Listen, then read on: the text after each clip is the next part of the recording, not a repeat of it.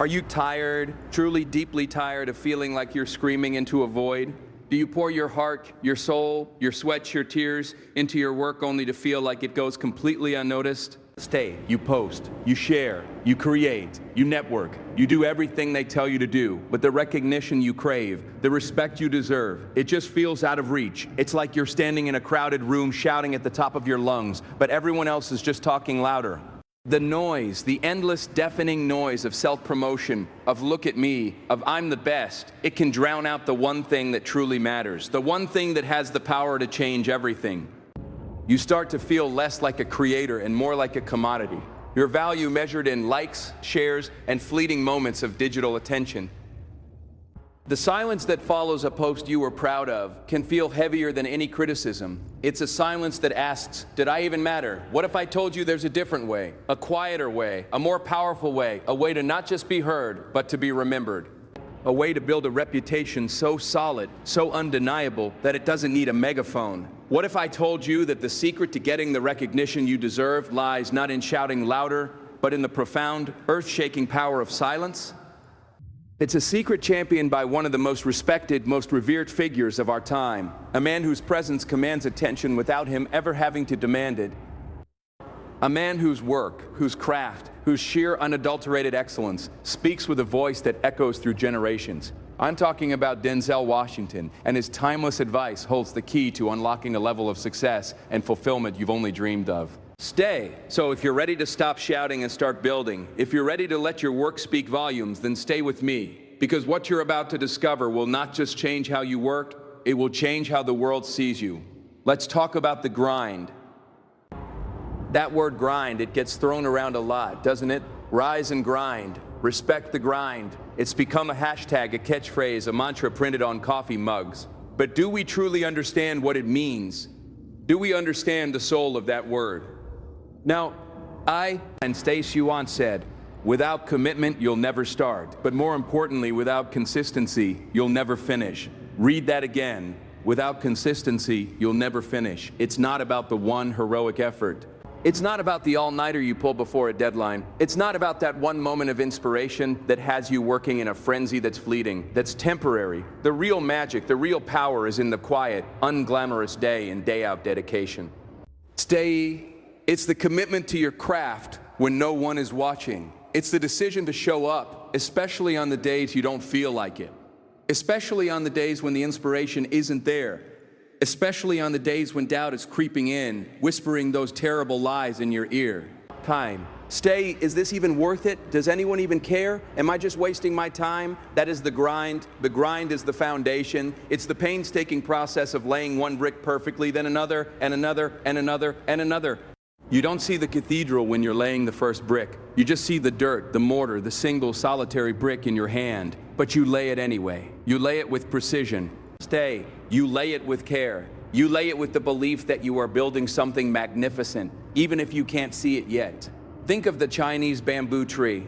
For the first 4 years, you water. You nurture it and you see nothing, absolutely nothing. It's just a tiny shoot barely breaking the surface. From the outside, it looks like failure. It looks like wasted effort. But underground, something phenomenal is happening. Stay.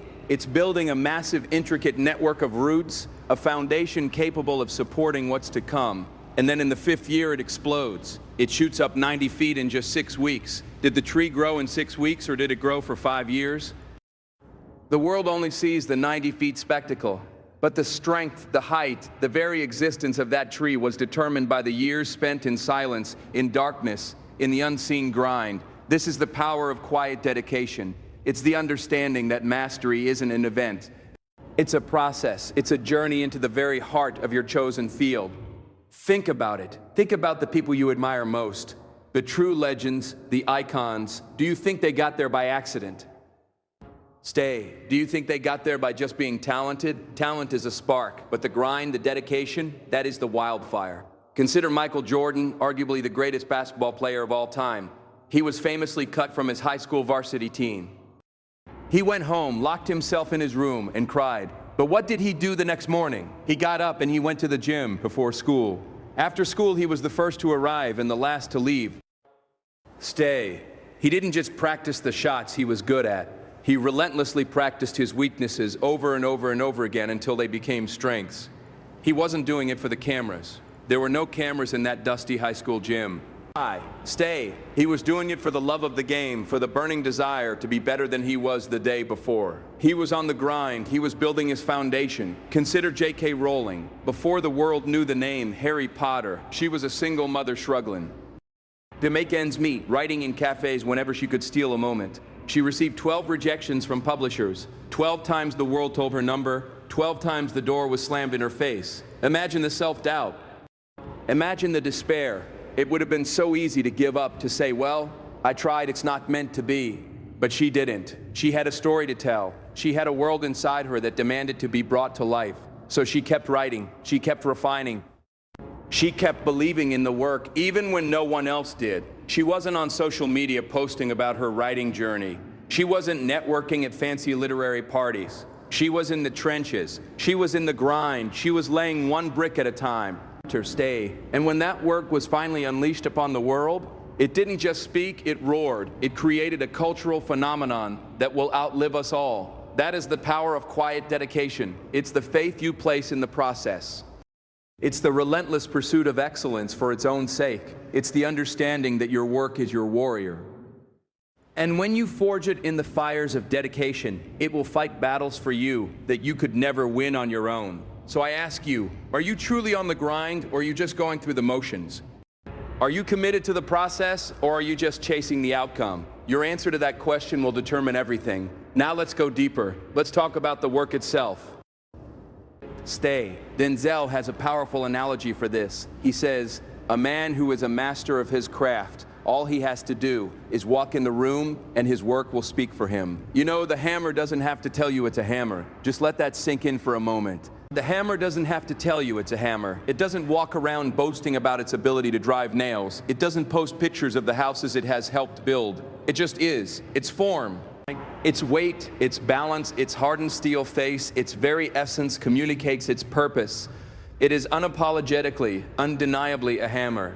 And when it is wielded by a master craftsman, it performs its function with such efficiency, with such grace, with such power, that no explanation is necessary. The result speaks for itself. Stay, the perfectly driven nail, the solid joint, the sturdy frame. That is the hammer's testimony. This is the principle of letting your work speak for you in an age of personal branding, of endless self-promotion, of carefully curated online personas. This idea feels almost revolutionary. We're taught that we have to be our own biggest cheerleaders, that we have to shout our accomplishments from the rooftops, that if we don't promote ourselves, no one else will. And there's a grain of truth to that.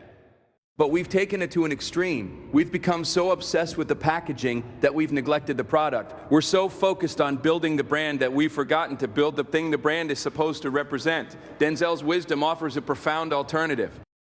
Stay. It suggests that the most powerful form of promotion is undeniable quality. It's about creating something so good, so valuable, so masterfully executed that it becomes its own marketing campaign.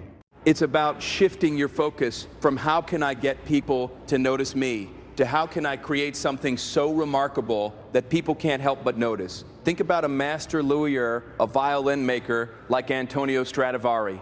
That's a stay. For centuries, the name Stradivarius has been synonymous with perfection. These instruments, crafted in a small workshop in Italy over 300 years ago, are considered the finest in the world. Stay sell for millions of dollars. The greatest violinists on the planet consider it the highest honor to play one. Did Stradivari have a marketing department? Did he have a publicist? No, he had.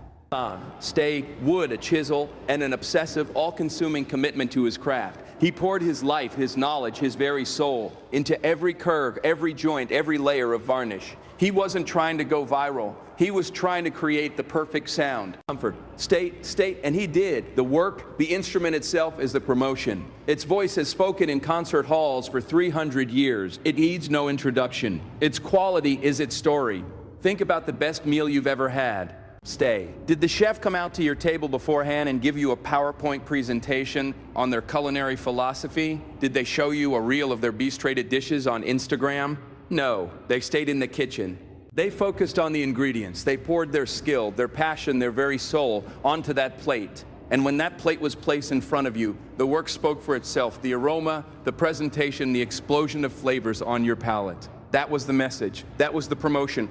You didn't need to be convinced. You were converted. You became the evangelist. You went and told your friends. You wrote a review. You spread the word. The excellence of the work compelled you to. This is what happens when you let your work speak for itself. Stay, you build a reputation that is authentic, that is earned, that is rooted in tangible value. It's a different kind of currency. Self-promotion can get you attention, yes, but it's often fleeting. It's based on perception. Stay. But a reputation built on the back of exceptional work that's based on reality. It has weight. It has gravity. It pulls opportunities, respect and recognition towards you in a way that shouting never could. It's the difference between a firework and a star. A firework is loud. Stay. It's flashy. It gets everyone's attention for a moment and then it's gone, leaving only smoke. A star just hangs in the sky. It doesn't make a sound, but it's qui.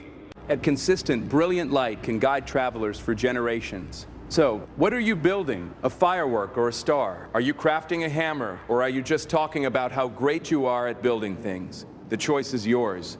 But remember, true masters don't need to announce their arrival. Their presence and the quality of their work is all the introduction they will ever need. This brings us to something even bigger, something that transcends promotions and paychecks and public praise. It brings us to the idea of legacy. Stay. What will you leave behind when your time in your chosen field is done? What will remain? What will be the story that your body of work tells? Denzel Washington often speaks about this. He's not just interested in being a successful actor. He's interested in creating a lasting impact. He said, at the end of the day, it's not about what you have or even what you've accomplished. It's about what you've done with those accomplishments. It's about what you've lifted up, who you've made better. It's about what you've given back. Right. Stay. This is a profound shift in perspective. It's the understanding that our work isn't just for us. It's a tool. It's a vehicle for contributing something meaningful to the world. Stay. It's about planting trees under whose shade you know you may never sit. Building your legacy through excellence means setting a standard for yourself that is almost impossibly high. It's about deciding that good enough is never good enough. It's about approaching every project, every task, every single day with a commitment to creating your masterpiece. Stay. Not for the applause, not for the award, but for the sake of the work itself, for the respect of your craft. It's about being able to look at what you've created and say with absolute certainty, I gave it my all. I left nothing on the table. This is how you build a legacy. It's not in one single mo. Students, stay monumental achievement. It's in the cumulative effect of 1,000 small acts of excellence. It's in the consistency of your high standards. It's in the consistency of your high standards. It's in the integrity that is woven into the very fabric of your work. Your legacy is the echo of your character heard through the quality of your contributions. And let's be clear, this path is not easy. It is fraught with challenges. There will be obstacles. There will be obstacles. There will be obstacles. It's there will a call. There will be setbacks. There will be moments when you feel like you're pushing a boulder up a mountain, only to have it roll back down. This is where perseverance becomes your most trusted ally. Denzel knows a thing or two about perseverance. He once famously said, fall down 7 times, get up 8. It's a simple mantra, but it contains a universe of wisdom. It's the recognition that failure is not the opposite of success. It's a part of success. Every stumble, every fall, every mistake is a lesson. It's a chance to learn, to adapt, to grow stronger. Think of the Japanese art of kanugi. When a piece of pottery breaks, they don't throw it away. They meticulously piece it back together using lacquer mixed with powdered gold. The cracks are not hidden, they are illuminated. The piece is considered more beautiful, more valuable for having been broken. Its history of failure is now part of its beauty. This is how a master views failure. It's not the end, it's an opportunity to rebuild stronger and more beautiful than before. The master doesn't fear failure. The master embraces it because they know that on the other side of that failure lies a deeper understanding, a greater resilience, a more profound mastery of their craft. Your legacy is being written every single day. With every email you send, with every line of code you write, with every customer you help, with every brushstroke you make, each action is a sentence in the story of your professional life. Are you writing? Stay. A story of mediocrity, a story of cutting corners and doing just enough to get by. Or are you writing an epic, a saga of excellence, of integrity, of relentless perseverance? Are you building something that will crumble the moment you walk away? Or are you building something that will stand the test of time? Something that will inspire others long after you're gone? This is the heart of legacy. It's the understanding that the work you do today is a message you are sending to the future. Make sure it's a message of excellence. Make sure it's a message that counts. So, how do we do it? How do we take these powerful ideas and apply them in our own lives, in our own careers? This is where we introduce what I like to call the Denzel Washington effect. It's a practical framework for putting this philosophy into action. It's not complicated. Stay. It's not some secret formula. It's a simple, powerful, three-step process for transforming your work and ultimately your life. Step 1, define your goals. But I'm not talking about superficial goals. I'm not talking about I want to get a promotion or I want to make more money. Those are outcomes. They are byproducts. We need to go deeper. A Denzel-level goal is about the craft itself. It's about mastery. So instead of I want to be a famous writer, your goal becomes I want to master the art of storytelling. I want to be able to craft a sentence so perfect, it gives the reader chills. Going purchase, stay. Instead of I want to be a successful entrepreneur, your goal becomes I want to build a product so elegant, so intuitive, and so genuinely helpful that it becomes indispensable to my customers. Color, stay. Instead of I want to be a famous painter, your goal becomes I want to understand color theory and composition so deeply that I can translate human emotion onto a canvas. See the difference? The first is about the ego. The second is about the work. It's about defining. There. Stay what excellence looks like in your specific field and making the pursuit of that excellence your North Star. It's about falling in love with the process, not just the prize. Take some time, really think about this. What does mastery look like for you? Stay, what is the highest standard of quality you can imagine in your work? Define it, write it down, make it your mission. Step 2, focus on your craft. This is the grind we talked about. This is where you put your head down and you do the work. It means turning off the distractions. Stay, it means saying no to things that pull you away from your primary purpose. It means dedicating time every single day to honing your skills. It means embracing the concept of Kaizen, the Japanese philosophy of continuous incremental improvement. It's not about making one giant leap. The stay, it's about getting 1% better every single day. If you're a musician, it means practicing your scales. If you're a programmer, it means studying new languages and algorithms. If you're a leader, it means reading, listening, and learning how to better serve your team.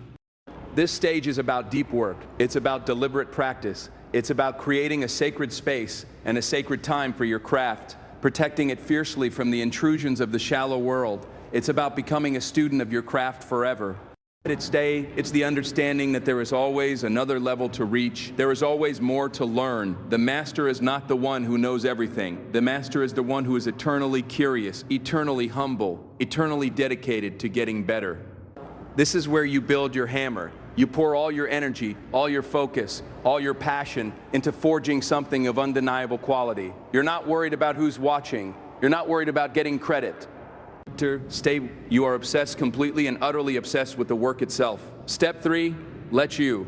Stay, work, shine. This is the most crucial and perhaps the most difficult step for many of us. It requires a certain level of faith, a trust in the process. Once you have done the work, once you have created something of true excellence, you must have the courage to let it stand on its own. This doesn't mean you hide it in a drawer. You still have to put it out into the world. You still have to put it out into the world. You have to ship the product. You have to publish the book. You have to perform the piece. But you do it with a quiet confidence. You don't need to surround it with hype and hyperbole. State, you let the quality be the message. You let the results be the marketing. You let the value you provide be the promotion. This step requires you to battle imposter syndrome. That voice that says you're not good enough. You must understand that releasing your work is not a bid for validation. It's an act of service. The solution you built, the story you wrote, the art you created, it might be the very thing someone out there is desperately searching for. To keep it hidden out of fear is to deny them that gift. It's the confidence of the master craftsman. It's the confidence of the master craftsman who lays their tool on the table and knows without a shadow of a doubt that its worth is self-evident. To truly live this, you must make a critical shift in how you measure your own worth. You must abandon the world's scorecard and create your own. I call it the inner scorecard. The world's scorecard, the outer scorecard, is based on metrics that you cannot control. Stay, it's likes, shares, promotions, awards, sales, figures, public opinion. It is fickle, it is shallow, and it is always changing. Chasing the approval of the outer scorecard is a recipe for misery. It makes you a puppet dancing to the whims of an audience that doesn't truly care about your soul. The inner scorecard that is different, that is yours. It has only one judge, you. Its metrics are not results. They are effort, integrity, and growth. At the end of the day, the inner scorecard doesn't ask, did they love it? It asks, did you give it your absolute all? It doesn't ask, did it go viral? It asks, were you honest in the work? Did you tell the truth as you know it? It doesn't ask, did you win? It asks, did you learn? Did you become a better craftsman today than you were yesterday? Living by the inner scorecard is the ultimate act of freedom. It is how you reclaim your power. It's how you build a sense of self-worth, so solid, so deep, so unshakable that the praise of the world becomes a pleasant bonus, not a desperate necessity.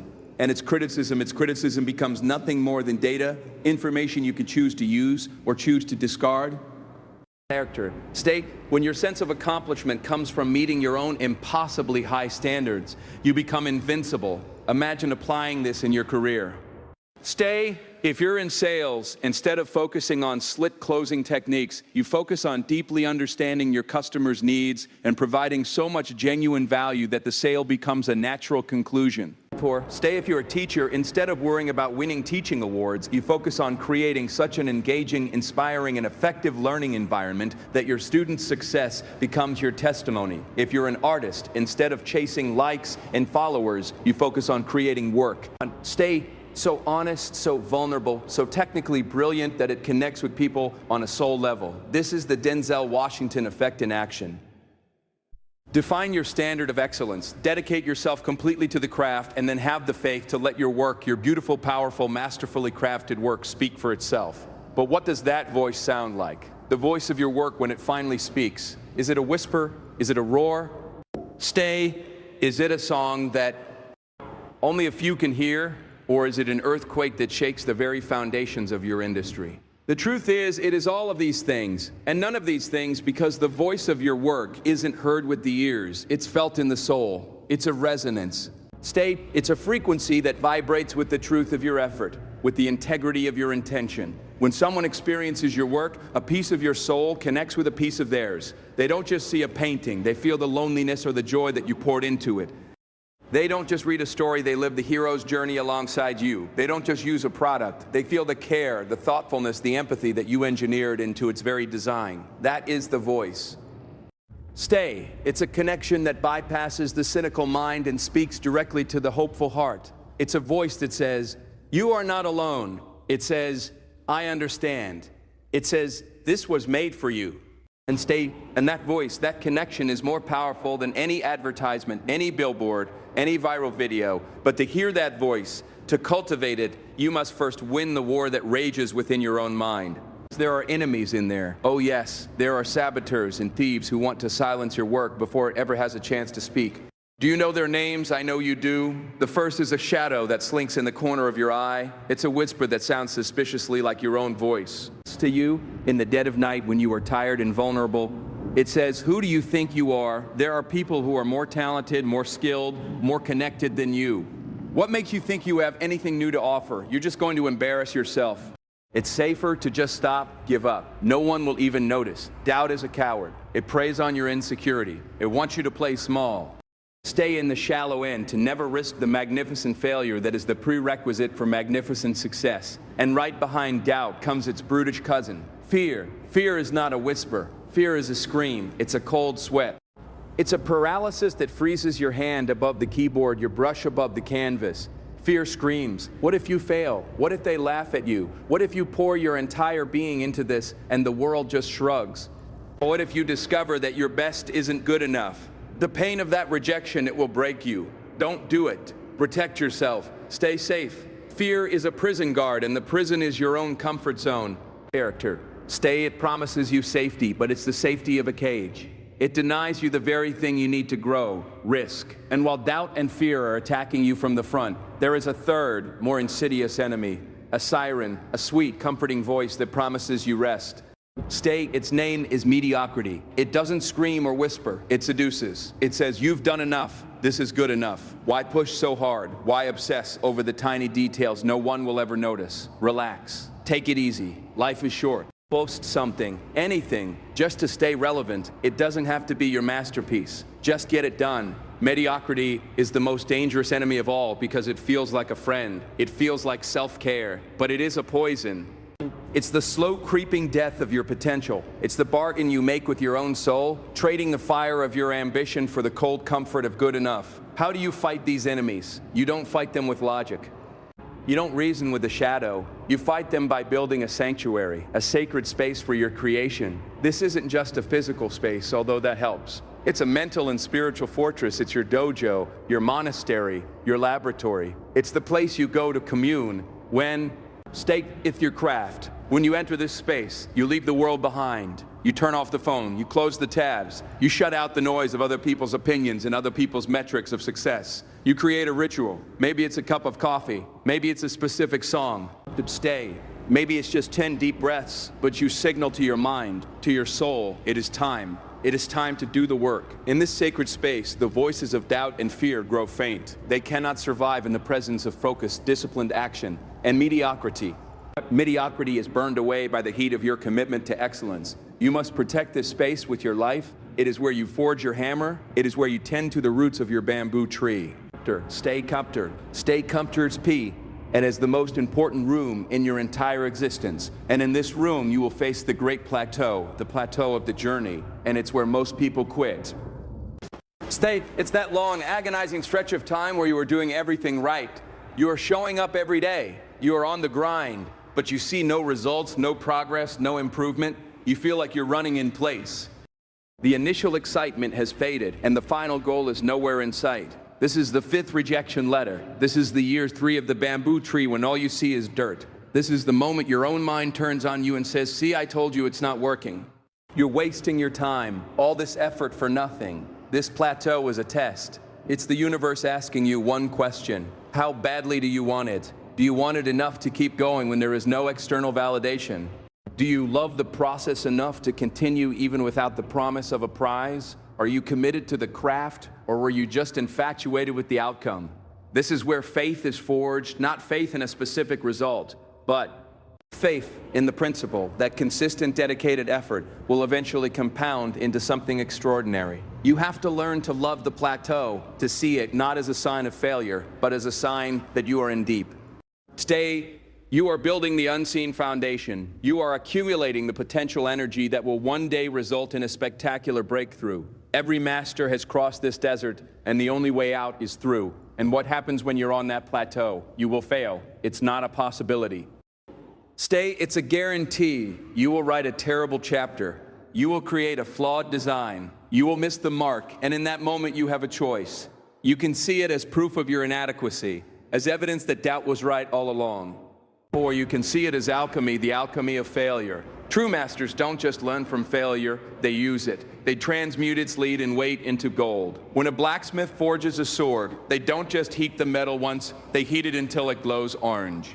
Then they plunge it into the cold water, they hammer it, they beat it, they fold it, they heat it again, they plunge it again. This process of extreme stress, of fire and water, of pressure and impact is what aligns the molecules of the steel. It's what makes the blade incredibly strong, yet flexible.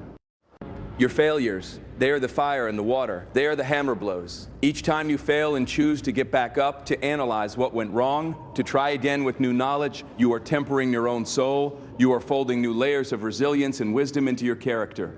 You are becoming stronger, more flexible, more unbreakable. You must stop running from failure. You must stop being ashamed of it. Start collecting your failures like precious metals. Each one is a testament to the fact that you were brave enough to try. Each one is a key ingredient in the mace. Stay kind, stay competent, stay competent. A work with no history of failure is a shallow work. A character with no scars is a weak character. Embrace the alchemy. Let your setbacks forge you into the master you were meant to be. But let's speak a hard truth. And this path can be lonely. There is a profound loneliness to being a visionary. When you are truly on the edge creating something new, something the world has not yet seen, you are by definition alone. No one else can see the cathedral in your mind's eye. They see you laying one brick in a muddy field, and they think you're crazy. They can't hear the symphony you hear. They just hear you plucking one strange note over and over. This isolation is a crucible. It will test you. It will make you question your own sanity. You will look around at everyone else on their well-trodden paths, getting their predictable rewards, and you will feel like an outcast. Do not mistake this loneliness for a sign that you are wrong. It is a sign that you are first. It is the price of admission for innovation. Stay, every great creator from Galileo to Van Gogh to Steve Jobs knew this bone-deep loneliness. They were misunderstood, they were ridiculed, but they held to their vision with a white-knuckled grip because they knew they were on to something. You must learn to reframe this loneliness. Stay what is not a void. It is a space, a sacred silent space, where your vision can grow without the contamination of public opinion. It is proof that you are not following a map but drawing one. Embrace it. Find solace in it, for it is in that magnificent isolation that true genius is born. And a strange thing happens when you stay on this path, when you honor your craft in silence, when you embrace the grind, when you cross the plateau and alchemize your failures. You start to create an echo in the hallway. You may not hear it at first, but your work and if your quiet, excellent work starts to inspire people you will never meet. The young artist who sees your dedication and decides not to give up. Stay, the struggling entrepreneur who reads your story of perseverance and finds the strength for one more day. The team member who watches your integrity and raises their own standards. You become a silent mentor. Your work becomes a beacon. This is part of the legacy we talked about. It's not just in the final finished product, it's in the way you work. It's in the standard you set. People are always watching, not with judgment, but with a hunger for inspiration. Your commitment to excellence gives them permission to pursue their own. Stay. Your quiet dedication becomes a quiet revolution that ripples outwards in ways you can't even imagine. You think